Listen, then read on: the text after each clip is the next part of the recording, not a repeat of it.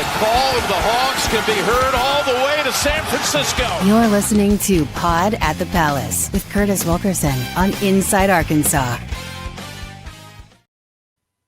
Welcome in to the Pod at the Palace post-game show presented by SARACEN, Arkansas's #1 sports betting app. New users, when you sign up, make sure you use code INSIDEAR250.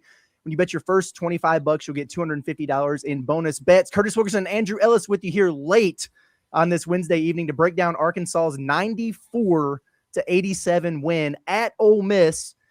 Folks, get your coffee hot, get your takes in the chat. Let's go. Wake yourselves up a little bit. This game went exactly the way we warned everyone it would all week, where Arkansas would win, and you never really feel like they were in danger of losing, but it might not be as emphatic as people thought. Nothing comes easy on the road in the SEC. You should never apologize for winning on the road in this league.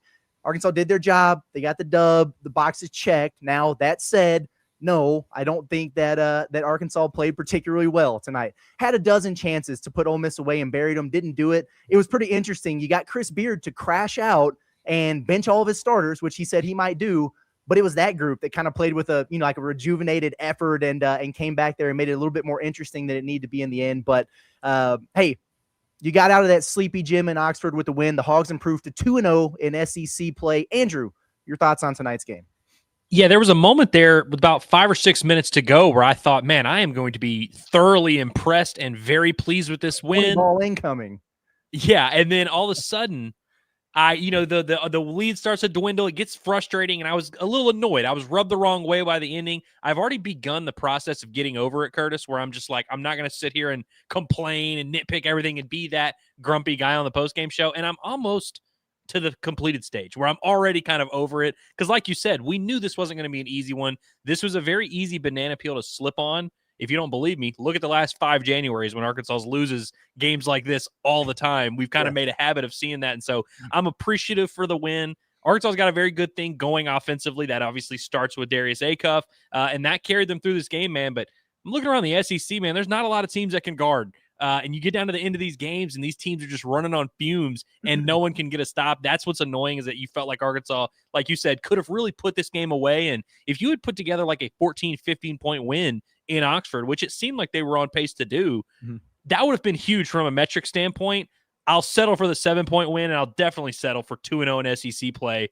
I'm not going to complain too much here tonight. Yeah, me too. Now, there were certainly times down the stretch there where I was, yelling at my screen and scaring the dog and waking up the baby, because whoever that kid was that went on like the personal 9-0 run or something that got inserted, I'm like, all right, like this is getting a little crazy. When he did the old school Euro, deke the ball behind Nick Pringle's back and then hit the jumper on him, I'm like, this is ridiculous. Like, what are we doing right now? But hey, whatever. They got out of there with the victory. Obviously, they'll have some things on tape that they'll be able to go look back on, especially from the defensive side of things, and clean up. Some turnover, like they only had 11 turnovers in this game. It's not a bad number, but some of them very much unforced. And yeah, it was a little bit of a sloppy performance. There were spurts where I thought Arkansas looked awesome in this game. And it's interesting because I felt like it coincided with when they went to their bench. It was like sub Billy, Malik Ewan, and Malik Thomas into the game. And all of a sudden they're going to ratchet things up about 15 notches, which is interesting. But at any rate, hey, you look up at the end of the game and you got Darius Akuff again, 26 points, 9 assists in this basketball game. He just continues to do the thing. And honestly, I felt like, I don't know if you felt this way or not, but for large stretches there, and I know he tweaked an ankle or something there late, and he seemed like he was maybe a half step slower than he normally is. Maybe he still had some heavy legs or whatever, but that production just still continues to be there. Trevin Brazile, we talked about it. He hadn't scored in double figures in 3 games. He hadn't hit a 3 in 3 games. Well, he had 18 points and he knocked down 4 triples. That's a positive sign. Carter Knox got into double figures again. I thought he made some big plays in there for Arkansas. 5 guys in double digits. I called Billy Richmond as my pick to click. I thought he was a catalyst for a lot of good things for Arkansas in this one. He had 13 points. And Malik Thomas, man, he had a couple of those turnovers where like, come on, my man. But he had some big shots for Arkansas, and I thought he was really good for them early when they started to get things under control there in the first half. You and I were having a conversation earlier today off camera about Darius Akuff and that competitiveness, and how, you look around in college basketball, there's a lot of star players that don't play every game for their team, and, maybe even sub themselves out of some games. Darius Akuff will battle through it, even to the point of exhaustion, to the point where he's limping, doesn't really come off the floor much for Arkansas in these big games, and he's not going to. He's going to need to continue to get ready for that. But you're 100% right. Like, it was a spread out effort. I appreciate there was a lot of different guys that had their moments where it's like, man, that was a huge stretch in this game. That bench unit specifically, it was 6-6 early in the game, kind of back and forth, slow early. Arkansas goes to that unit with Billy, with Malik Thomas and Malik Ewan, and they go on, I think it was like an 11-0 run right off the bat. They kind of took control of the game there, and then they put it away late. In the end of the first half, it was 32-30 at the under 4 timeout. All of a sudden, Arkansas has a 10-point lead. That bench unit was in there for that stretch as well. I think that is the group that I really like, and I like when you have Akuff with those other guys there. You have Billy and Carter, their energy. And Carter, by the way, he was a big reason why Chris Beard benched his starters, because Carter out-rebounded like 4 different dudes. He's on the ground. Nobody's even tying him up, and he just throws the ball up. Lets Trevin Brazile go get it. I love the effort that those two guys, Carter and Billy, and we've seen Cal challenge Carter and point to Billy a few times where he's like, hey, if he's playing with that energy that I want you to play with, he's playing with that tenacity, I'm going to play him over you. Both of those guys made their impact in their own unique ways in this game. Trevin was awesome. And, I love Malik Thomas. He's looked a lot better since Christmas. And Arkansas's got a really good thing going offensively, man. They got a pretty easy formula. It seems to work. We'll see if they can maybe shore some things up defensively. I think tonight, that bench unit or that last little stretch kind of caught them off guard. Yeah, I think so a little bit. They probably saw that. I mean, if it was me, it's human nature almost. It's like, what did Arkansas get up to? Like 16 at that point, and you're thinking, all right, baby, we got this one in the books. And you see their coach crashing out and benching everybody, and you get a little casual. It's like, all right, cool, we can just coast now the final 6 minutes. And those dudes hit some shots, and they were playing really hard. And next thing you know, they went on the 9-0 run there. And it's like, all right, we kind of need to tighten back up here. Let's go. Credit to Cal, by the way, because, Arkansas takes that 10-point lead going into half, which I thought was really that was when the game was won. We always talk about these 3-minute stretches where nobody knows it, but the game becomes up for grabs. Arkansas won the game right there. That's where they earned the right to kind of let Ole Miss fiddle around because they had that cushion. Cal called a quick timeout in the second half where he did again go to that bench unit. 2 minutes in the second half, Ole Miss has 2 quick, easy buckets. He calls timeout. 6-point lead. He doesn't mess around. He brings in that bench unit. They controlled the game from there.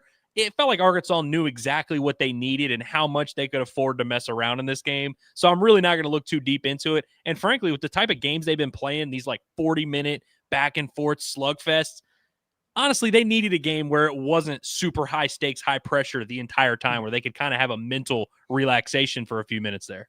Yeah, no doubt about it. It was for just a split second there, I was thinking about what we said on Inside Arkansas Live about that Auburn game and everything from yesterday, but they blew that huge lead and all went down that way. And how would we react if on the Pod the Palace postgame show, if that happened?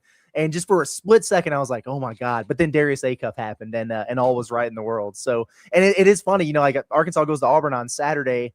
I think you said earlier today, like both teams might score over 100 in that game. Yeah, dude, take the over on Saturday. It's going to be a track meet. It's going to be madness. I'm looking forward to it. But yeah, and it is interesting because Arkansas gives up 87 points in this game. And there were certain things about it that I was happy with. I felt like they were really swarming out there at times. I was about to get annoyed because I thought Malik Deal was going to do the thing again. And he started cooking and he was talking to Arkansas's bench and he was up to 16 points or whatever. I'm like, man, anybody, you know what the best defense is on him? Get his big butt in foul trouble and get him out of the game. And from then, that's when Arkansas kind of put that run on him and got that distance there, which was good to see. I thought the Cameron kid for Ole Miss played above his head. Maybe he had a good game in there.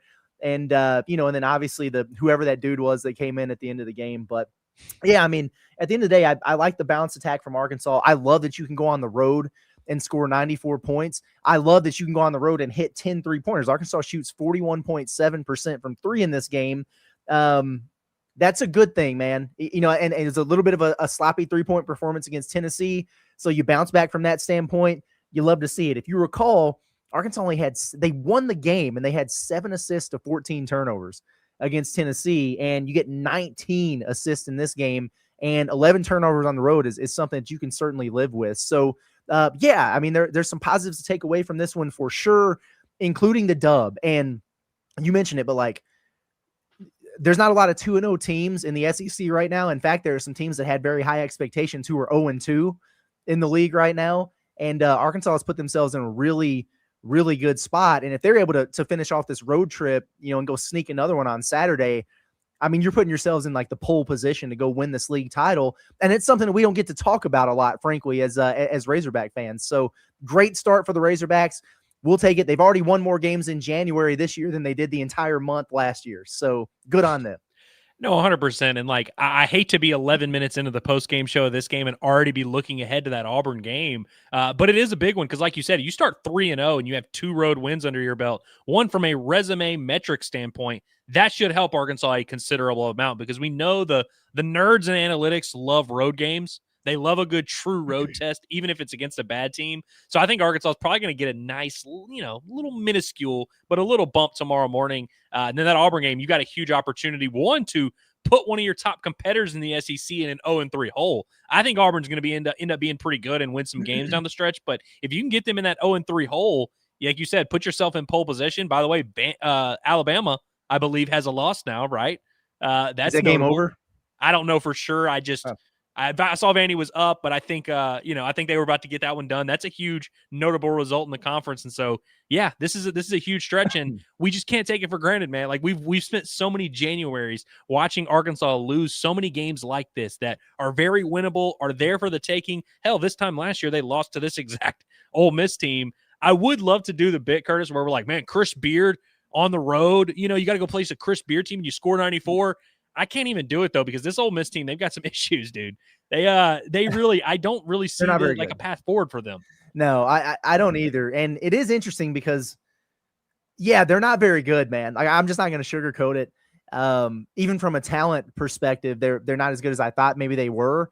And it's interesting because, like we pointed out, you've seen the schedule. Like, they played some good competition, very tight, and maybe it's just a product of the system, and they usually play low possession games or whatever. So now I'm not really thrilled about giving up 87 to them. Of course, you had some guys who had some out-of-body experiences there for a minute, whatever. I will credit Arkansas for scoring, I think, significantly more points on Ole Miss than anybody has all season. But, yeah, that would have been one in hindsight that would not have aged well had you not got it done. It's a good thing that Arkansas wound up getting this win. I don't know how many league wins this Ole Miss team is going to get. They seem pretty fragile in the togetherness department. I mean, definitely. And that's another thing that I think, like, I just think this Razorback team has settled into such a nice groove where there's still some variance between some of these guys of what you're going to expect, but you're not having an existential crisis about which players you can depend on, which players are your real guys. I mean, down the stretch, was there any debate about what Arkansas was going to do to put that game away? No. You saw those boys clear out, get to the corner, go stand in the corner. It's Darius Akuff putting this game away, which, by the way, I love. Arkansas finishes with 30 free throw attempts in this game. Darius Akuff, I think, had 12 of those. That's back-to-back games with over 30 free throw attempts. When you get these leads late in games, you're going to have to go to that free throw line. Arkansas has done a really good job. I know Brazil, I think, missed one down the stretch there, but they do a really good job at kind of knowing when to get to the free throw line, when to put it away. I know you were pulling your hair out a little bit there, some of the threes they were taking, but I think that's a good trait to have where you just kind of, you see it at the end of these games. Arkansas, you look up, Arkansas's got 30 free throw attempts. That's massive, especially on the road. That's hard to do. Yeah, it definitely is. And a weird environment. It's always great to go get one on the road, man. Like, it's just, it doesn't matter who you're playing. It's just a little bit different. And this was from a standpoint of sometimes you go on the road and it's like, especially if you're a top 15, it's rowdy in there. You're going to get the other team's best shot. It's a huge crowd. It's loud. It's just a little bit different. And Arkansas got that experience at Michigan State. You go here and they're ready for that football game tomorrow at Oxford. Like, there was nobody there, bro, to the point where Arkansas was at the free throw line in the second half. And the broadcast team was just kind of talking real low. It was almost like they didn't want to be too loud and disturb the peace in there in case anybody was taking a nap. Like, it was just, that's weird. And you hear it. We used to talk about it, coaching NAIA ball about, all right, well, we know where we're headed tonight. We're going to have to make our own energy, boys. And there's kind of something to that for Arkansas in this game. And from that standpoint, I thought they were up for the challenge. Yeah, and credit to the Razorback fans who traveled. I heard some hog calls, man. That's, when there's zero opposing fans, it's easy to have your hog call heard. But, like, anytime you're in a true road game, and I know Ole Miss isn't far away, and you're hearing hog calls, like, that's awesome. And, yeah, this certainly isn't the most ruckus environment they'll play in all year, but it's hard to go on the road on a Wednesday night at 8 p.m. and get up for that game, you know, and then it's going to be even harder to turn around Saturday and do that on the road at Auburn, who's getting to sit at home for 4 straight days. I don't love that, but this is one of those games that you just have to get through. It's easy to get up for the Tennessee game. It's going to be easy to get up for the Vanderbilt game when you play them at Bud Walton. It's going to be easy to get up for the Kentucky game. It's 8 p.m. in Oxford.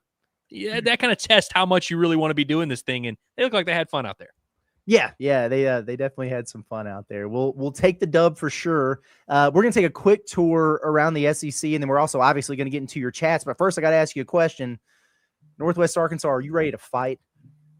Because if you are, then you have to check out the new Fight House Gym, Northwest Arkansas's #1 boxing, MMA, and strength training gym, built for athletes, competitors, and anyone ready to push their limits. From high-energy boxing and MMA training to free weights, elite cardio equipment, sleds, and cross-training, Fight House Gym delivers everything you need to train at the highest level. Push your body to the edge, then recover like a pro with their cold plunge and saunas designed to keep you strong and ready for more. Whether you're a seasoned fighter or just starting your fitness journey, this is a gym that meets you where you are and pushes you further. This isn't just a gym, it's a mindset. Fight House Gym is now open at 10131 Webb Way in Fayetteville. It's exit 58 off I-49. Sign up today at fighthousegym.com or call 951-623-9745 and step inside and bring the fight. I'll tell you this right now. Had that game gone south, I'd be in there right now on the bags. Right? I would have skipped the post-game show. We'd have been on the bags, get some aggression out. Seems like a really cool place, man. I'm looking forward to getting over there and checking it out, and we appreciate them partnering with us here on the Pot at the Palace post-game show. Yes, so we were wondering about that Alabama game. Was it over, Andrew? Still, it looks like they might be at the under 4 timeout. 10-minute game. 10-point game, though. Vanderbilt's up. Good on them, man. That's pretty impressive. I mean, that's validating at this point. Like we were wondering, and here we are. We'll see if they can hold on here, but pretty impressive stuff, man. That Tyler Tanner, 24 points for him. Duke Miles, 19. That's a pretty dynamic backcourt duo that they have. And I'm looking at Alabama. Here's the thing. They're 6 of 32 from 3. Wow. So sometimes they're going to do that, and they wind up in situations like this. Other times they go 18 for 30, and they beat anybody that they play. So very interesting. Elsewhere, shout out to Mississippi State, also 2-0 in the SEC. They took care of business against Oklahoma, who was coming off of their win against Ole Miss. And then what else happened?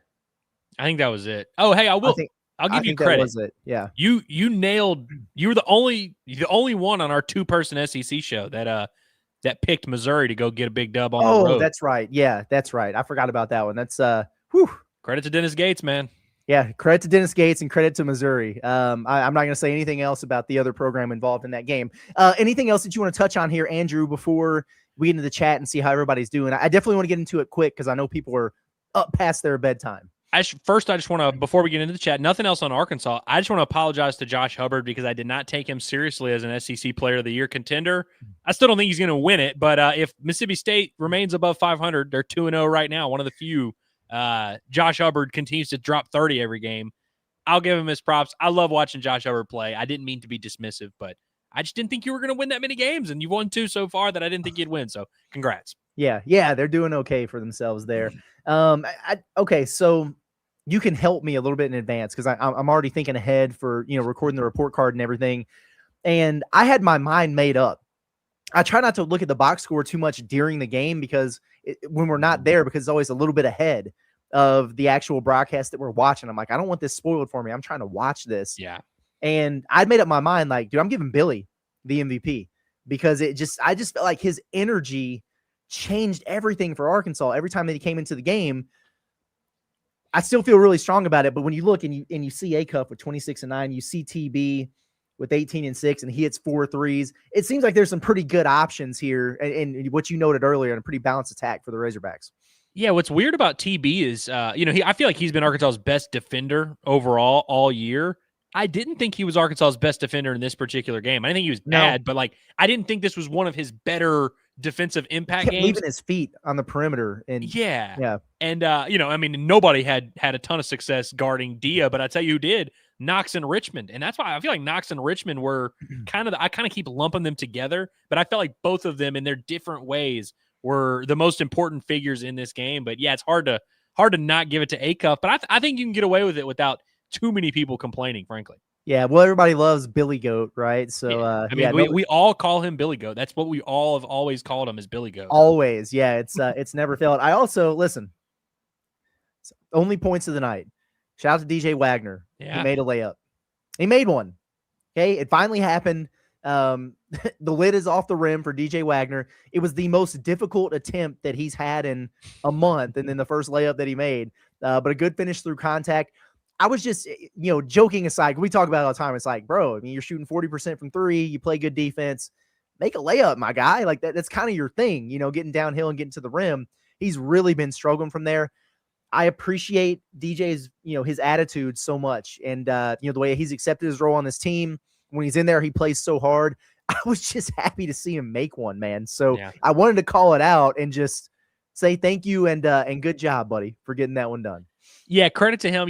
After the Tennessee game, I was watching some Hogs Plus because I keep forgetting to cancel my my trial. So now I'm just like locked in for like multiple months of Hogs Plus. But I was watching the post game with Cal after the Tennessee game, and he kind of turned to DJ and he's like, "Hey, one of those nights where these guys were playing well, you accepted it. You were cool about that." Because he didn't play much in that Tennessee game. Mm-hmm. And he kind of understood it wasn't his night. I felt like Cal gave him some more run in the second half of this game, specifically because of that, where he was like, listen, I don't necessarily need to play DJ. In fact, Malik Thomas was the one that I think he played like 24 minutes in this game.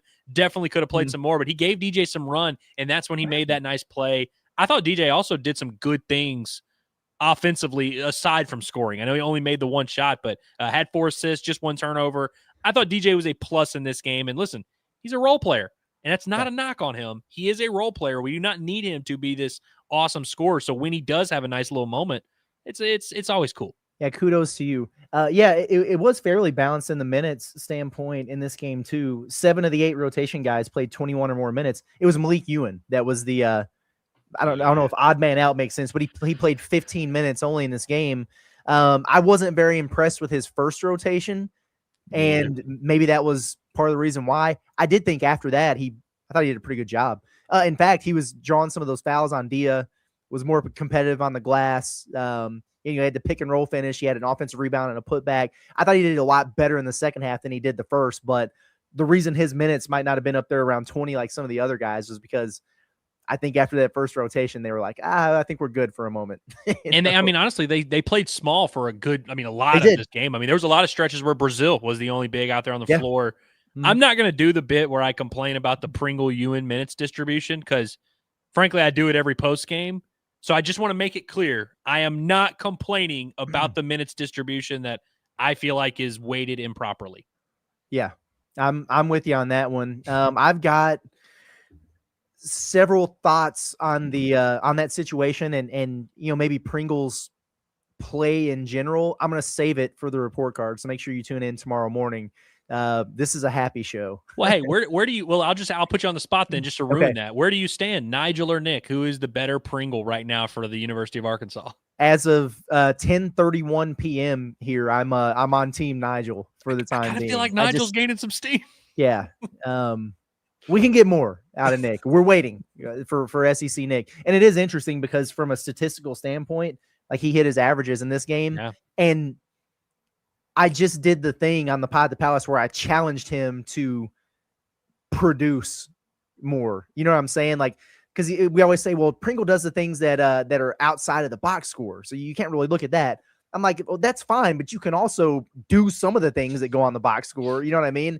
And he kind of did that in this game with 6 and 5. So that's, it's more than he averages in points and rebounds, frankly. But some of the other stuff in there was driving me nuts throughout the course of the game. A little bit weird, whatever. You got the win. I'll talk about it on the report card. But let's get into the chat and see how everybody's doing. First, hey, we've got to tell you about our partners. We certainly we appreciate them as well over at OZK Insurance. And we know what sets them apart. It's that they're an independent insurance agency. That means they're not just tied to one company. They shop for you, and it's a multitude of A-rated carriers to help find the best coverage and price for you. And now they paired that with something that you definitely don't see from an independent agency. It's a full-service mobile app. With the OZK Insurance app, it's all right there for you from the convenience of your phone. All your policies, home, auto, whatever it is you have, you can pay your bills, you can request roadside assistance, file claims, request policy changes. You can even get new quotes right there from your phone. So if you're tired of being stuck with one carrier or chasing down paperwork, go to ozkinsurance.com or search OZK Insurance in the App Store or Google Play. It's a local agency with national level options, one powerful app. That's OZK Insurance. Alrighty, let's get into the chat and see how folks are doing. I felt like I was kind of looking at it for the first few minutes there, and it seemed like most people were kind of like us, like, all right, that was weird, but hey, got that road win. We're solid. We're doing okay here. I haven't seen anybody do the bit where they're like, oh, they would have lost if, what, like, I don't think there's really anybody who's actually thought Arkansas was ever in danger of losing that game, which helps. Yes, 100%. I want to give a shout out to Valley High Pictures, who at 8, I set the stream late last night after I finished recording the pod, and Valley High Pictures became a member while I clicked onto this stream or whatever. It was 8:35 in the morning. So thank you for that. We appreciate it. And that's just been sitting in there in the hopper all day. It's like, all right, I got to make sure that we call this one out here. But at any rate, Hickory Hog 94, good to see you again. He says, you know that thing every dad does, popping the belt when they're threatening a whooping? That's how I'm looking at Quinn and Auburn right now, about to send little Steve back to his room. I did not expect a belt to booty shot at Quinn as our first super chat of the night after an Ole Miss win, but here we are. Yeah, listen, I don't hate this mentality. I got to say, I wish I had your confidence. Not that I think Arkansas is like in trouble or they're going to lose Saturday. I just am not at the point right now where I'm like, oh yeah, Arkansas is definitely going into Auburn and winning. Yeah. Especially because Auburn's going to be extremely motivated. And I mean, you saw how Arkansas defended Ole Miss.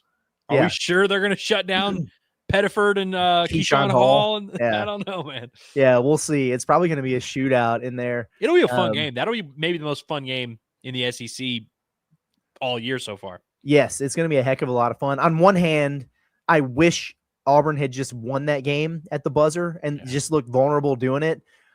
On the other, you can look at it now because the jungle's been such a hard place for anybody to win the last several years. And it's like, okay, but Texas A&M just went and did it. So, it's a thing that can happen for sure. Anyway, from Big Salty Hog, we appreciate you, says, Akuff, GOAT.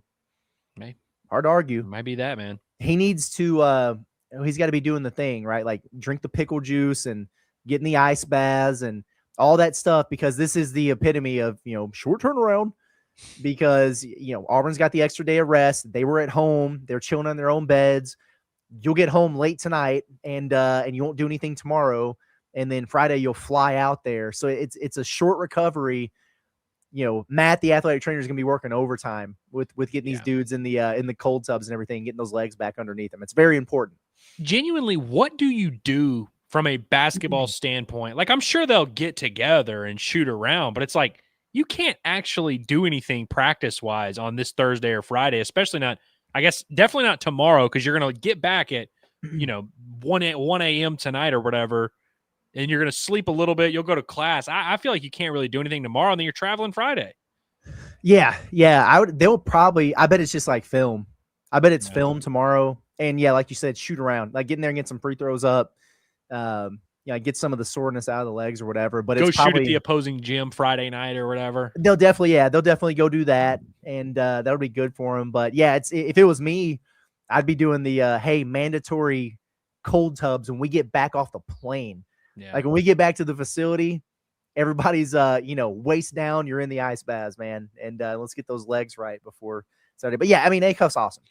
He's awesome, and he was. I think I looked up at one point, and he was like 4 of 12 or something from the field, but 7 of 18 winds up being, I wouldn't call that efficient, but better than where it was trending. And on a night where the 3 ball wasn't falling for him in volume, he just gets to the free throw line 12 times.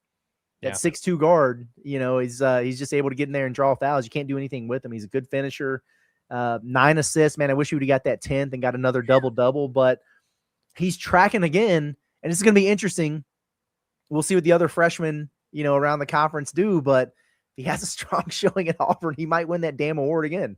So yeah, I mean, this might have been the worst game Akuff played in the last month. Yeah, realistically, which is crazy. You say Arkansas made 10 threes. Yep. I wonder how many of those, obviously Akuff made one of them. I wonder how many of those 9 remaining he assisted on, and I wonder how many of them were wide open. I know Trevin hit Trevin's at in the least corner, 2 that were wide open from Akuff.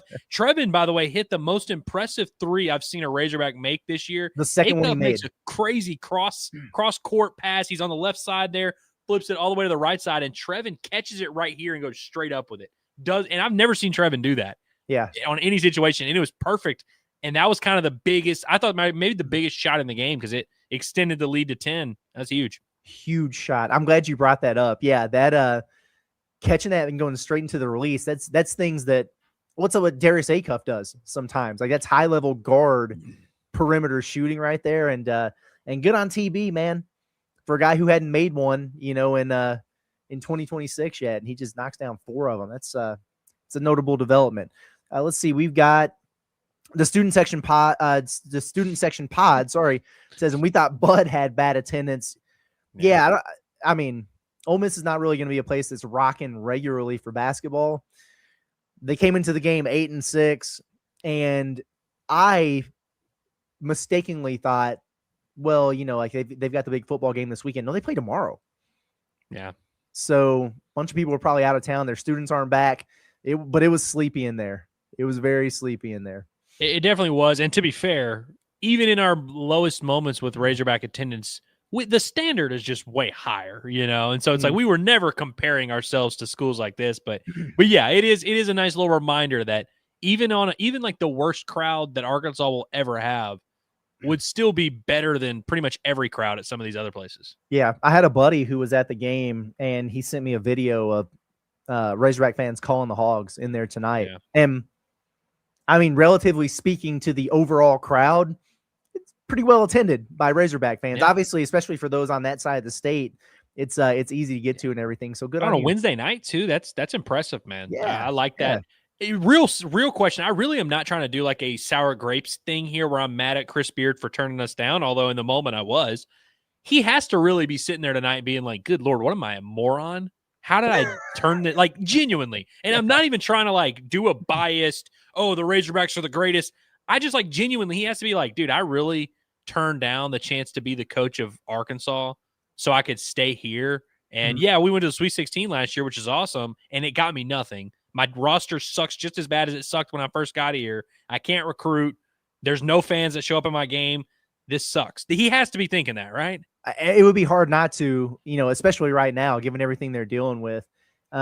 This is crazy, man. I need to go back and look at Chris Beard's coaching history, even his first team at Ole Miss that didn't make the tournament. I'm pretty sure he still won 20 games that year. Like they were good. Yeah, they were good. And this group, they're 8-7, Andrew, and they're 0-7 against Power 5 team, high major competition.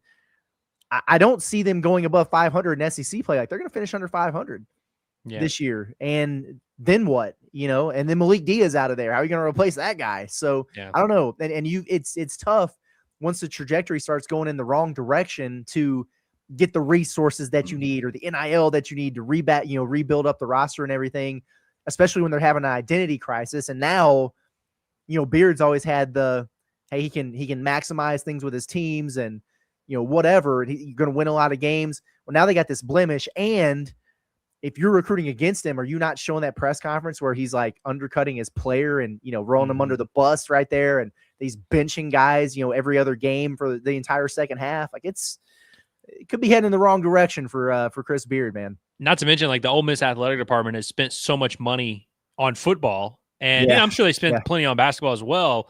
But it's like, I think they're also having a little bit of a reset, having to make sure they stay afloat in football is definitely the main priority there. I guess the silver lining is he can miss the tournament this year and literally no one in Oxford is going to notice or care. So he's not going to have any like job security issues, and nor should he, by the way. Like Ole Miss should never fire Chris Beard. But it's like, I guess that's the good thing is you can, if they come back next year and are a 9 seed, he'll have secured a job for life. So I guess that's the silver lining when you when you coach at a place that doesn't care. Yeah, exactly. Harris Hogg, as always, an honest hog, a hog of his word, says, got my heart rate up the last 3 minutes. Woo pig suey. Yeah, when Akuff just got his head taken off and then they hit that transition 3 and cut it to 4. I think John texted us and was like, "This is stupid." Yeah, this is a joke, and I'm like, "Here we go, man." But hey, they wound up getting it done there. So I would have loved for them to go ahead and win that by 15 or 20, and like all the metrics and everything. But at the end of the day, you were projected to win by 4 or 5. Like you covered that. So and you got the dub. That's the biggest thing at this point, man. Just stack up those wins, as many as you can get. And any that you get on the road, that's always a sweet feeling. So good on them. Happy flight. When the St. Louis Cardinals used to go on road trips and win games, they would take the pictures from the plane, and it was always happy flight. I don't think John Calipari is going to be doing the Bucky McMillan thing after this, but there'll be a hearty game of spades being played on the flight, I'd imagine. Yeah, led by Chin Coleman and. Bo Subtle, we appreciate you, says that broadcast felt like a fever dream. Yeah, everything about tonight was weird. It truly was, man. The game, the atmosphere, the broadcast, Rodney Terry's glasses, like the whole thing was just, I don't know, strange. I'm glad it's over, and I'm glad Arkansas won. Thankfully, honestly, I didn't have the volume super high in this one, so I really wasn't that in cahoots with the broadcast. Like I honestly didn't let it affect my experience. I wasn't really. The truth about it is, like, I don't really have a big issue with anything that RT says. I think he actually does a pretty good job there on air, but he's just so monotone, like it's just kind of dry. And I'm like, my guy, it's 10 o'clock at night. I need you to have some pep in your step, please. Yeah. But, well, and it's tough because I mean, the commentators, not that they're really feeding off the crowd, but there's no juice in that arena. Right. And so, you need someone on the call that's going to spice it up. Yeah, exactly. T Razorback, thank you for the super chat, says 2-0, UK 0-2. Yeah, Kansas 0-2 in the Big 12. Yeah, it's brutal, man. Okay, real quick on the Kentucky thing. That's rough stuff for them, man. Now you're healthy. And now it's been several games, that you've kind of had your full squad there. You're at Rupp. You're playing a Missouri team that's coming off of a nice win, but they bubblish at best. You know what I'm saying? Like, that's just, you can't lose that game at home, especially in the situation they're in. And here's the other thing about it, because I was watching it before the Arkansas game started, and it felt like they were starting to get some separation, and they had an 8-point lead, going at near the under 4 timeout. And it just evaporated on them. And that's just they had the 75-foot shot from Ole. Did you see that, by the way? Did, yeah. And it's like when you hit a shot like that, it's kind of a momentum shifter. And I was like, okay, they'll go ahead and win this one by 10 or something. Hey, Ole actually played well in this game. He did. Yes. I know we like to give Kentucky a hard time. They give us a hard time when we're down. It is what it is. That's part of the banter of a rivalry, but that's a mess over there.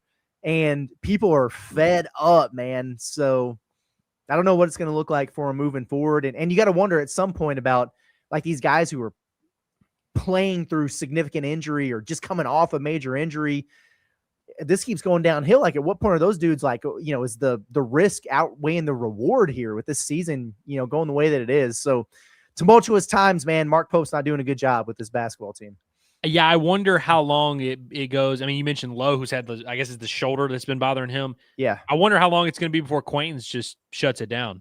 Because he was, I think he was more just like performance the last couple games, that he hasn't even played a ton. Like, he's played around 20 minutes a game, which frankly is what he played at Arizona State because limited skill set and all that.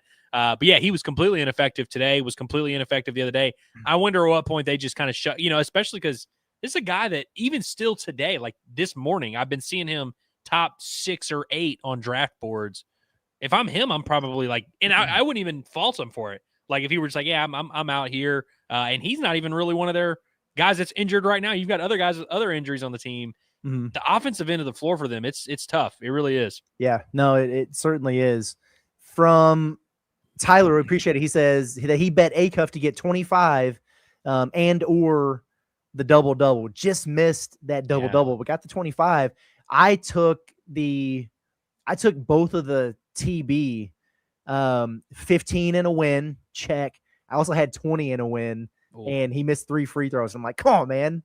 I had that from Malik Thomas. 1,000, by the way. Oh, wow. Yeah, I That's know. huge.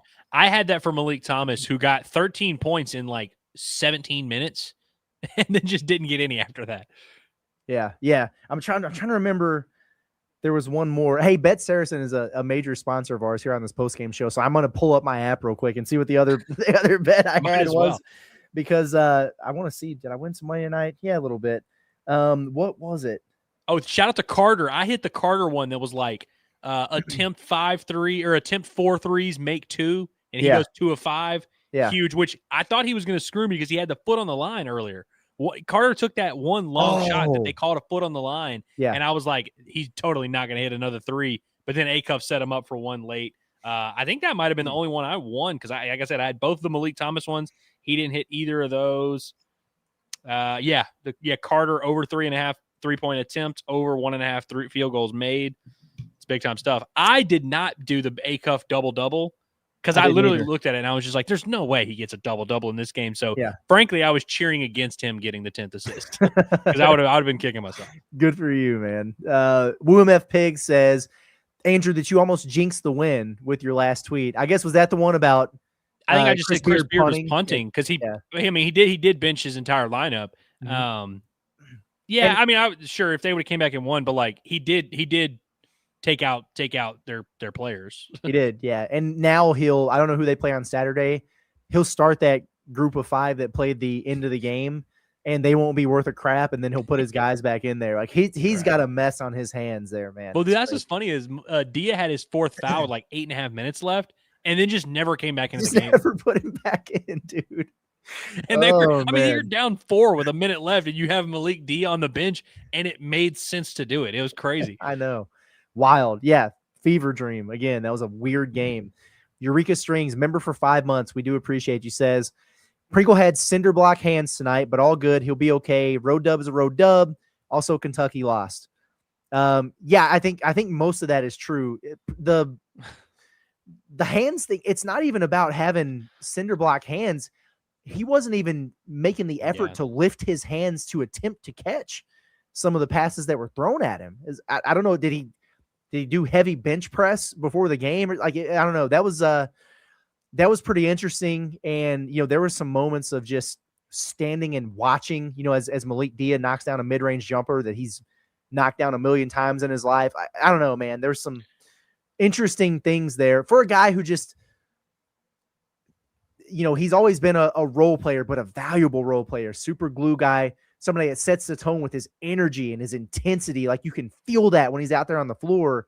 That's all I'm waiting to see, man. I haven't seen that guy yet. I know it's in there. There's a lot of season left to be played. We saw it early in the year. I get all that. I'm not like, oh man, forget this dude. No, not at all.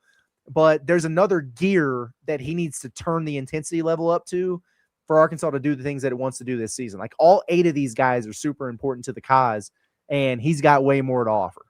Well, Curtis, I do this bit a lot with bullpen pitchers at the University of Arkansas, where I'm like, hey, I don't care to see Christian Fouch throw 4 innings. Can he get 2 outs in the 8th inning throwing 101? That's what I want from Nick Pringle. I don't want to see him playing 25 minutes a game. I don't want to see him having this huge impact. I want to see him playing 14 minutes with his hair on fire for those 14 minutes.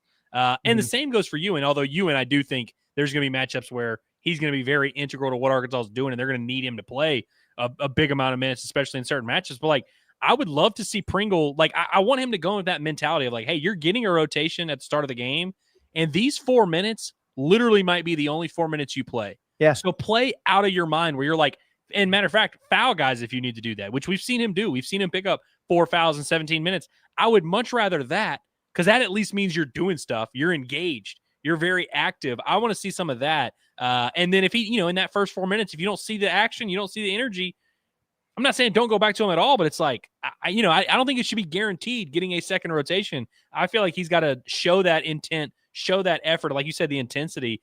It didn't help in this game, Curtis, that they were late getting the broadcast over because the initial game, they were like at the under 4 timeout at like 8:03.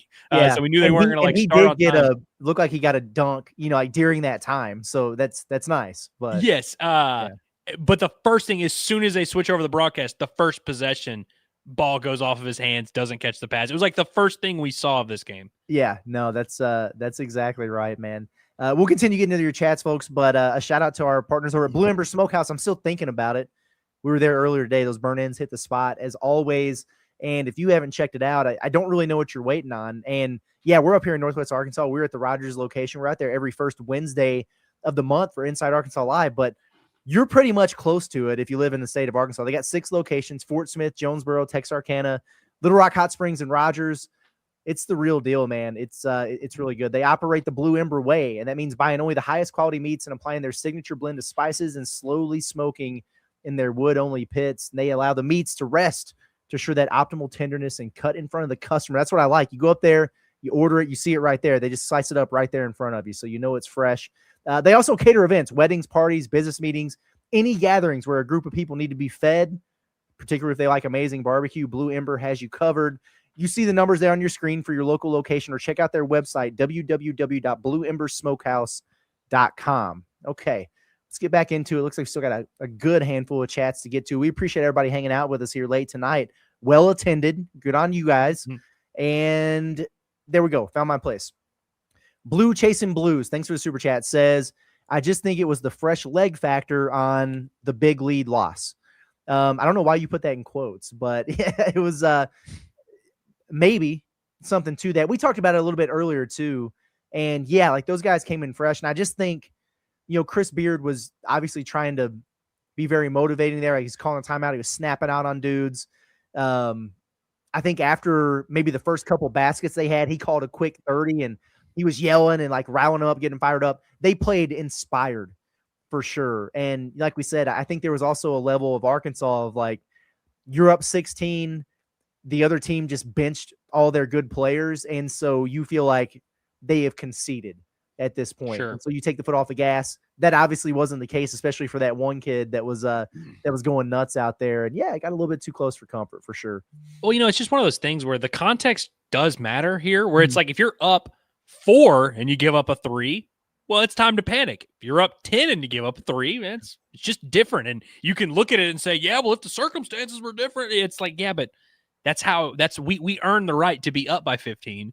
Yes. So we could afford to mess around a little bit. I have no doubt that there would be a little bit different intensity. And I got to be honest, some of those shots that old Brazilian dude was hitting, dude, it was poor defense there or anything like that. And so I definitely don't think there's like too much to look into there. And I think they got the job done when they needed to. Frustrating for sure. I would have definitely liked to see them really lay the smack down, but yeah. But we also don't have to put big lead law. Like they did lose a big lead. Yeah, I mean they certainly did. Yeah, it was went from 17 to 4 in 2 minutes. Yeah, it happened for sure. But hey, they won the game. Whatever. Jane Neighbors, famously related to John Neighbors. All 15 people at the game got to watch Akuff give them the belt. Yes, lightly attended. He did that, man. I just continue to be so impressed with Darius Akuff. We'll let the haters continue to hate. What was his Pythagorean theorem rating, though, Curtis? Yeah, exactly. Who knows? Thoughts on the shot diet? I got to be honest with you, it wasn't great. I was like, there was a stretch early in the first half where I was like, man, he's taking some weird shots, if I'm being honest with you. Yeah. He does need to stop taking long twos. I will say that's the one thing the nerds are right about. If you're going to take a 20-foot pull-up, it might as well be behind the three-point line. Yeah, I'm with you on that one.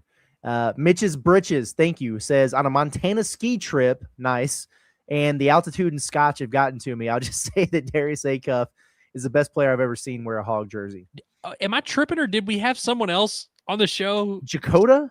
Yeah, it's Jakota. Is he with Mitch? Maybe. We can't have two separate inside Arkansasers in Montana right now, right? And if so, you guys got to like link up and share some scotch with each other, maybe. I don't know, but no, if genuinely it's very possible they're together and they're boys and makes sense. But if not, reach out to Jakota. Go hang out with Jakota in Montana. Do a little hog call. Yeah, man, why not? That's very cool. Good on you. Have you ever gone skiing? Have you ever done that before? No, I have not. I'm poor, Curtis. So me too. I didn't grow up. I have not been either. Okay, so I figured you hadn't, because I mean you're not. I would love to do that though. There's something to be said about, like, I don't know, snow everywhere and it's cold and the cabin vibes and all that. It'd be pretty fun. I would definitely be pretty fun. I would love to be in the cabin. I might do the little beginner bunny slopes, but yeah. Would you ski or try to snowboard? both, maybe. I'd probably try both too. I'd probably at least start with skiing. Yeah. And I might just, if I suck at it, I'd just ride the ski lift around, you know? Yeah. And then roll down the hill or something. Just constant rotation. Just never get off. Yeah. From our B. Walter, our buddy over at Walter Christmas Lighting, says, B. Walter thoughts, Akuff's the chosen one. DJ's defense a little off, but needed the offense plays that he had. Ewan never celebrates. Pringle, interesting. Knox is Knoxing. TB showed up. Richmond was good. To be fair, does Ewan celebrate much? I see Ewan celebrate his plays. Yeah, fair. Yeah, he does celebrate his plays. Yeah. Not the most exuberant personality, I wouldn't say. Yeah, that's very true. I'll have to keep an eye on that, though. I never really pay attention to that, I don't guess. Mm-hmm. I'm trying to think about DJ's defense today. I don't remember having too many thoughts about it. I'm not saying you're wrong. I mean, you saw something, obviously. What else is in here? I don't know if many people can say they played tremendous defense today. Although, you know who actually maybe did? Malik Thomas. Yeah, Malik Thomas was good in there. I thought he was pretty good. He's so active in the passing lanes. He had 2 steals today. He's averaging like a steal and a half. And then it just starts to affect the game where every single time someone picks up their dribble, they end up not throwing his way because there's like, oh, yeah, that guy is long and ready to jump it. I like the way he's been playing defense lately. Yeah, me too. From the student section, I forgot Ole Miss has Tyrese Halliburton. That's crazy. I saw somebody else say that. Maybe it was Pinto. Something along those lines. Fake Halliburton or Timu Halliburton or something. So interesting. That's funny. Ben Thomas says, Akuff SEC Player of the Year. He's nasty, man. I would say as of this moment, he's got to be the favorite. Well, not if KenPom has any say in it, but yeah, he's got to be up there.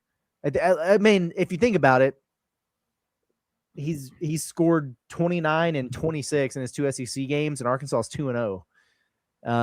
It's like, yeah, I mean, you could look at one of Vandy's guards. Hubbard, literally Hubbard right now. If the season ended right now, Hubbard would be probably the main guy. Right. I know, like, when all is said and done, it shakes out like Phylon is going to be in that discussion. And if Auburn figured out how to win some damn basketball games, Keyshawn Hall would be like, he's the real deal. There's a lot of really good players in this league.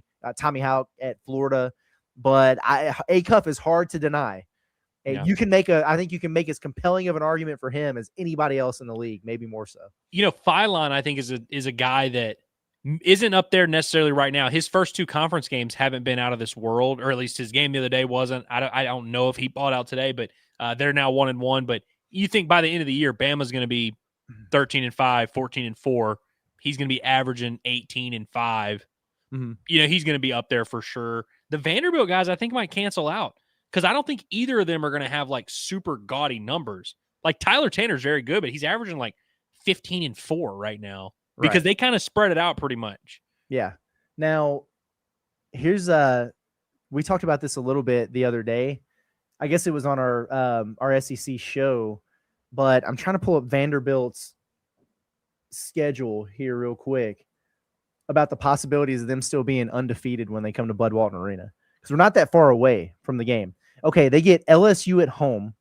I'm going to say they win that one. They're at Texas.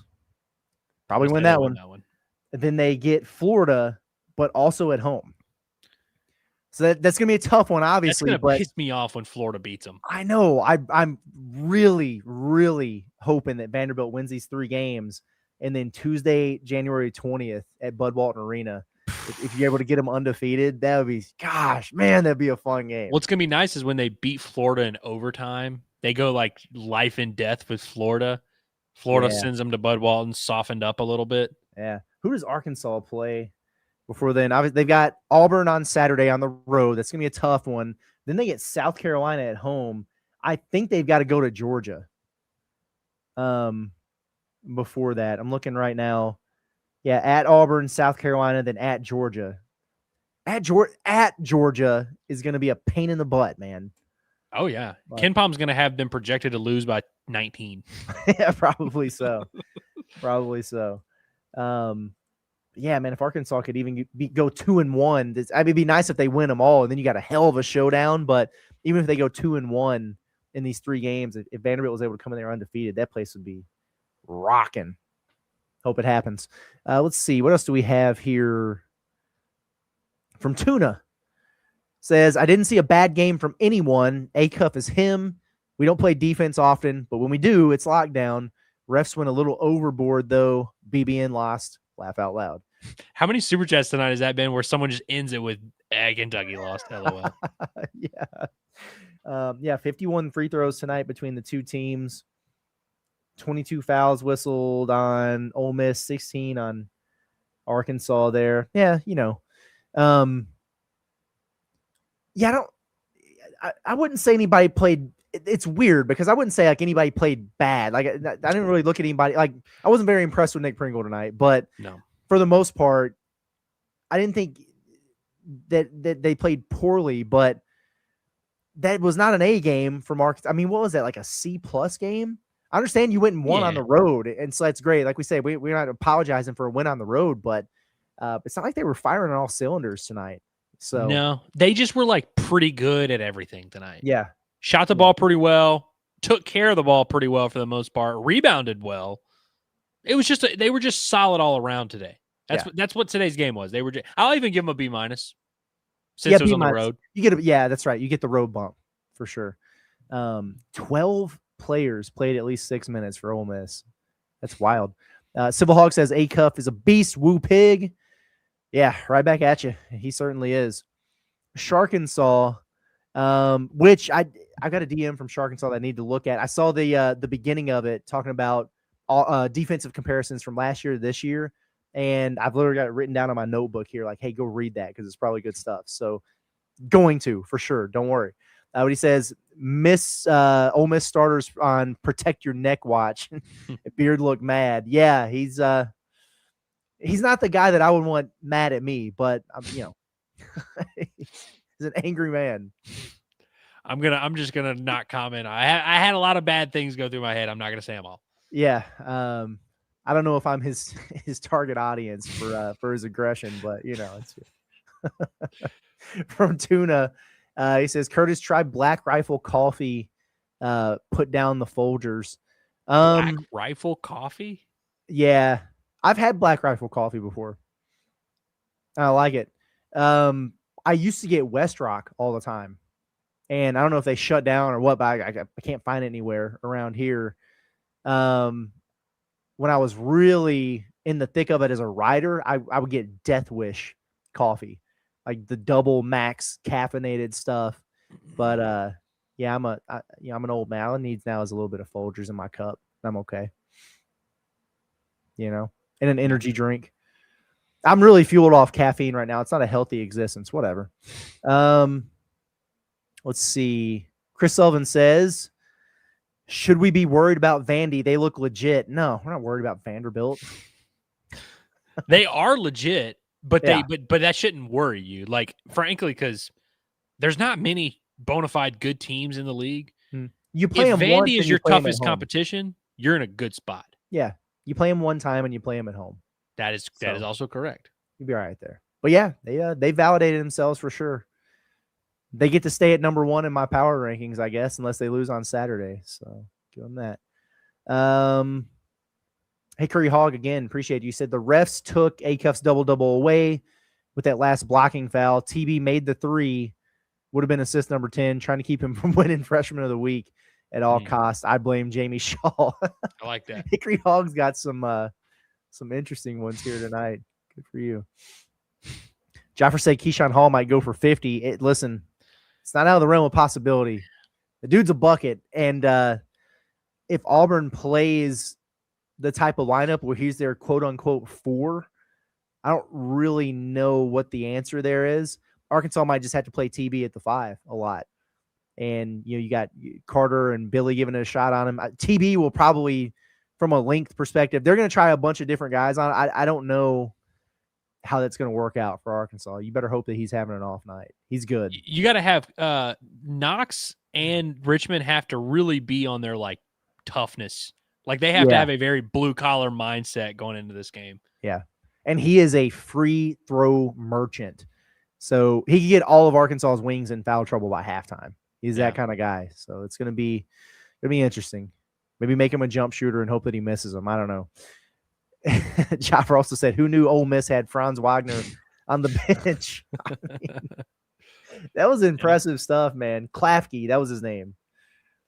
I guess the bag was deep, bro. It wasn't just, matter of fact, I don't even know if he hit threes. Maybe, I'm sure he hit one. He hit one. Yeah. Okay, he hit 1 3, but like he was just cooking dudes like ISO. Like he had the Dirk fadeaway at that one point. I mean, the best though was the Pringle. The Pringle thing was got you over here. Nope. Oh, he might as well put it in his shirt. Done that thing. Yeah, exactly. Mixtape tour stuff. Mitch's Britches says, can we also talk about how Carter played like Billy tonight? The young man is listening to Cal's message. Good for him. Yeah. This is the point I was trying to make, but I didn't articulate it well. But yeah, 100%. Look like a madman out there. Good for Carter, man. You'd love to see it. I feel the exact same way that I did after the Tennessee game. If you give us every night what we got from Carter tonight, I will take that from him at this point for sure. From Bo, any concern with the potential wear tear on Akuff going down with non-contact hip and ankle? And okay, Akuff is our guy. It makes me nervous. Yeah, there's concern about that. Absolutely. Like he left it on the floor against Tennessee, and then it looked like the hip, the hammy, whatever it was bothering him. Maybe turned his ankle a little bit out there. He's sore, and he's a freshman. He hasn't gone through these wars before. That's why I'm going to be anxious to see how things look on Saturday. But that's just part of the grind of the season. It would be nice if there could be a game mixed in here where it doesn't have to be that you're up so much that you can really rest him. You know what I mean? But maybe DJ is just playing really well and you feel like you can afford to or something. Mm-hmm. Like if he steps up and he gives you 10 in the first half, and you're like, all right, we can give him an extra rotation here and there. But I think that's a valid thing to keep an eye on. For sure. And it's something you're always going to be nervous about. But at the same time, it's not something that's going to change, like you said, there's ways you can get his workload smaller in certain instances, but it's like he needs to be ready to roll. And I know it sounds like harsh and I don't want to sound like a suck it up and get over it, but it's like, and then next year he's gonna be playing in the NBA. You play 4 games a week, you're traveling like crazy. Yeah. These kids are young and they're kind of growing into their bodies. Luckily, we talked about this. He's built like a tank. Like he has a grown man body at 18 years old. So it's like, he does. I feel like he is. If there's any 6'3" guy that's built to handle it, it is him. And he's not a diva like some of the other star freshmen in the country. Like he's tough as hell, and he's rugged. Like he's not a guy that's gonna you're gonna have to remove him from the court physically. He's not gonna remove himself, and I appreciate that about him for sure. Lanky says Ole Miss didn't even put mics on the rim. Very sleepy stuff. Also, TB leads the nation in ghost dunks, go Hogs. The rims felt soft in there. I know what you're talking about with the mics and everything, but I'm kind of surprised Ole Miss doesn't score more than they do playing in that gym. I don't know, just something about it. Every shot that went up, I felt like there was a good chance of it going in. Some places it's the exact opposite. Like I remember at South Carolina last year, every shot that was taken, I know they made a bunch in the first half, but it was like, good Lord, how do you ever make a shot in here? Like these things are tight. They felt soft to me at Ole Miss today. Thomas had a floater that bounced around weird. And I'm like, how did that go in? Akuff also had one that like hit the left side of the rim and it somehow went in. Yeah. Yes, I remember that one. It had some English on it there. Someone's son, member for 8 months, says just taking care of business like we should, 1 game at a time. Yeah. 2-0. Check and check.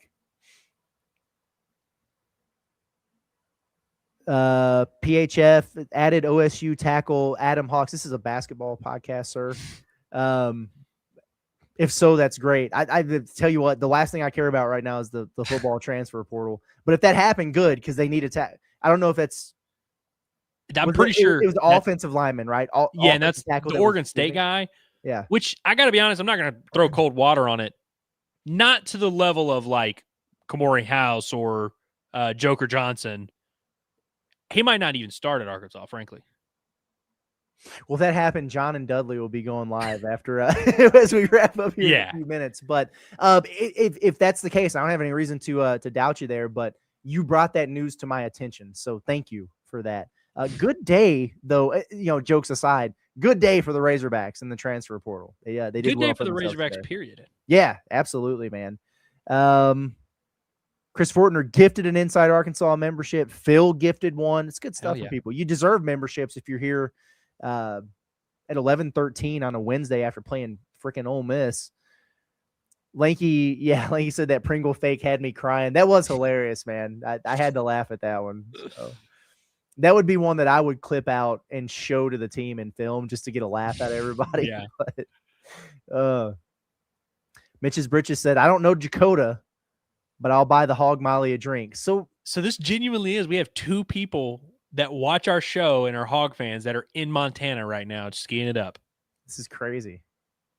Dakota is known as the guy who broke the Arkansas edge. That's how I remember him. Yes.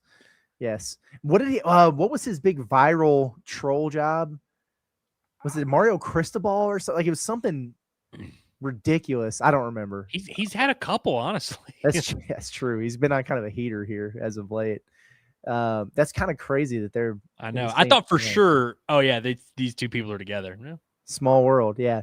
From DRK, appreciate the super chat, says, is there a bet line on Akuff getting his 5th straight SEC freshman of the week? If so, I'm putting my mortgage on it.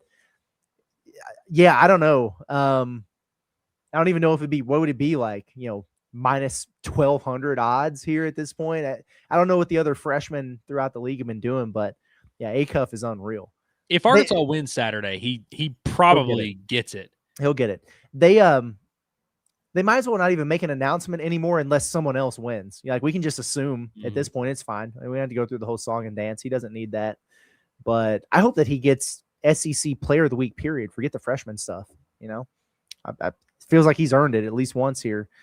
OKC Hall, good to see you. He says Akuff is so damn good. His clutch ability is unreal. Best Arkansas point guard ever. I got blocked by Jeff Goodman on X. Blocked by Goodman. I'm happy. Worst analyst in college basketball. Good on you for getting blocked by Goodman, man. I love that OKC and many others. It really is like they're very proud. They're like, hell yeah. Yeah. Some people used to screenshot, being proud of getting blocked by Sam Pittman on Twitter, and now Jeff Goodman is taking the mantle. So, dude, did you see the guy that was tweeting at me today? I think he had like 15 straight tweets at me about the football class. He was really mad at you. Yeah. Did not appreciate me talking about the class. Yeah. Yep. I hope he joins the show tomorrow. Like come hop in the comments, man. Let's talk it out. So I did see some of that. It was funny, but I think we did it. Is there anything else we need to talk about before this show ends? Well, thankfully we did just get a super chat to keep the show going. Did we? Which we also got some clarification. It was Dan Lanning. Dan Lanning. He got a Dan Lanning to Arkansas trending on the rumor mill. Oh, speaking of people that we know and love, the best, all things weather. Check out. This is Zachary Hall. Oh my god, yeah. All things weather. That's your go-to. No, 100%. Really cool. I didn't realize when I pulled it up that that's who this was, but yeah. Zachary Hall for sure. I low key. Well, I shouldn't say this. I was gonna say I kind of wish we could get a little natural disaster here soon so we could tune in because it is fun. Yeah. It is kind of fun getting on them live streams and being like, oh yeah, winds are picking up, Yeah, no doubt about it. Appreciate that super chat. And y'all keep killing it, man. What you're doing is really, really cool. Obviously, we appreciate it. So good on you. But yeah, that's right. It was Dan Lanning. That was hilarious stuff, man. But okay, well, Andrew, wrap it up, man. Like what are your final thoughts on this barn burner at Ole Miss? Your parting thoughts. College basketball, most games have a survive and advance mentality. That's obviously the terminology you use in March Madness when you win games in the NCAA tournament.